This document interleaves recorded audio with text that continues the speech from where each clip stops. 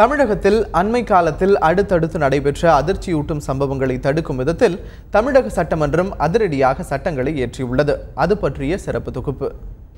கடந்த ஏப்ரல் மாதம் திருவண்ணாமலை அருகே கிடாம்பாளையம் கிராமத்தில் ஆழ்துளை கிணற்றுக்குள் தவறி விழுந்த 1.5 வயது சிறுவன் சுஜித் பரிதாபமாக உயிரிழந்தான். சங்கரன் கோவில் அருகே ஆழ்துளை கிணற்றில் தவறி விழுந்த 3 வயது குழந்தை 6 மணி நேர போராட்டத்திற்கு பின் பத்திரமாக மீட்கப்பட்டது. ஆழ்துளை கிணறுகளில் குழந்தைகள் விழுந்து பலியாகும் சம்பவத்தை தடுக்கும் விதமாக அனுமதியின்றி ஆழ்துளை கிணறு தோண்டினால் 7 ஆண்டுகள் சிறை தண்டனை விதிக்க வகை செய்யும் சட்ட மசோதா சட்டப்பேரவையில் நிறைவேற்றப்பட்டுள்ளது. கோவை மாவட்டம் பொள்ளாச்சியில் தனியார் காப்பகத்தில் சிறுமிகள் பாலியல் பலாத்காரம் செய்யப்பட்ட சம்பவம் தொடர்பாக சட்டவிரோதமாக காப்பகங்கள் நடத்தினால் 2 ஆண்டு தண்டனை விதிக்கும் வகையில் சட்ட மசோதா நிறைவேற்றப்பட்டுள்ளது. சென்னை சிறுசேரி சிப்காட் வளாகத்தில் தகவல் தொழில்நுட்ப ஊழியர் உமா மகேஸ்வரி பாலியல் பலாத்காரம் செய்து கொலை செய்யப்பட்ட சம்பவத்தை தொடர்ந்து பாலியல் குற்றங்களில் ஈடுபடுபவர்களை குண்டர் சட்டத்தில் கைது செய்ய சட்ட திருத்தம் கொண்டுவரப்பட்டுள்ளது.